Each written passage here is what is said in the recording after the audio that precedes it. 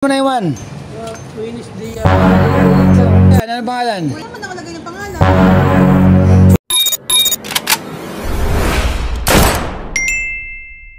O si tatay. Kailan mo na Iwan?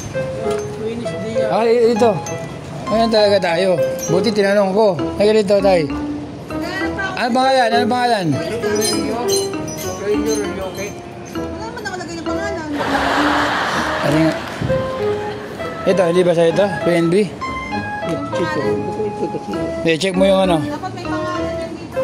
Di ba may pangalan niya? May pangalan ba yun? Wala. Wala pangalan yun? Sige nga, sir. Tignan mo.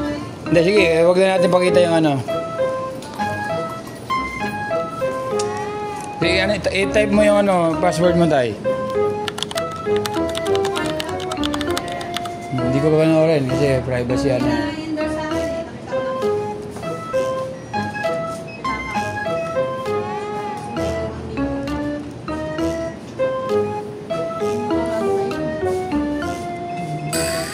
Yun na, enter tayo, enter. Tumutunga nga, nagpa-processing. Oh, yan na. Oh. Balance inquire, baka... Buti na lang. Di, Wednesday pala nawala, dapat... Hindi yun nalaman na nawala. Oh, mag-withdraw na rin kayo tayo. Oh, 7 nga. Oh, ayos. Buti na lang. Sa 7-Eleven yun, naiwanan mo ba? Naiwanan nyo o nala? Saan mo nakuha? Siguro. Saan mo nakuha, ma'am? Baka nahulog. Sa counter, baka nag-withdraw ka, nag-inquire, magbabayad ka. Doon, magpapapalit ako doon. May walang palit. Oo. Sige tayo. Buti na lang. Pero dapat tayo pag gano'n, pwede nyo pa-record sa barangay, tapos i-check nyo baka may nag-surrender sa barangay.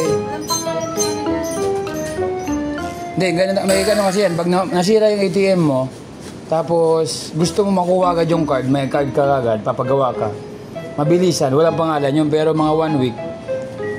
Kung gusto mo may pangalan, Pero ano, gagawa sila. kung kahit pirma lang sa deposit, Mm. dapat meron yun. Pero lumabas naman na kayo tatay. Balat naman tayo. I-withdraw mo na tayo. 7 million. Asawa mo yun tayo? Sino kasama mo? Taga saan kayo tayo? Ah, kilala ko nga yung may angkas nyo. Parang nakikita ko lagi pupunta dito. Withdraw nyo na tayo. Tapos tago nyo tayo ha. Huwag nyo ilapag-lapag. Lagay nyo sa wallet nyo tayo. Buti ang nakapulot. Dito lang sa 7-Eleven. Si, ano? Buti na, napulot yung Ma'am Riz, no? Ma'am Riz? Ayan yung asawa ni tatay, naghihintay, oh. Mami, okay na. Nag-withdraw na. Nakuha na, ano. Napulot, nalapag niya sa cashier. Ito, ano sasabihin mo kay Ma'am Riz? Tay. Oh, thank you. Next time tayo, makakalimutan mo. Tapos, dapat i-declare, pero wala namang password. Huwag kayong maglalagay ng password sa papel sa wallet nyo, ha? Napasok naman, di ba sir? Napasok naman eh. Hindi, yung chips lang naman ang importante dyan pag nagkakaskas, tapos naipit sa wallet. Naisira. Siguro nasabay ko sa pira. Oo, sige tayo. Sige tayo, next time ha. Ingat. Ingat po, ingat po. Ayan. Buti na ano. Oh, buti, mag-thank you tayo dito sa 7-Eleven P. Cruz. Barangay El Saniga. Okay. Kaya ingatan ang mga... Kaya ingatan ang wallet at anumang bagay. Sige tayo, ingat kayo mag-e-bike tayo ha. Ayan na. Mami, okay na. Malaki pa yung balance.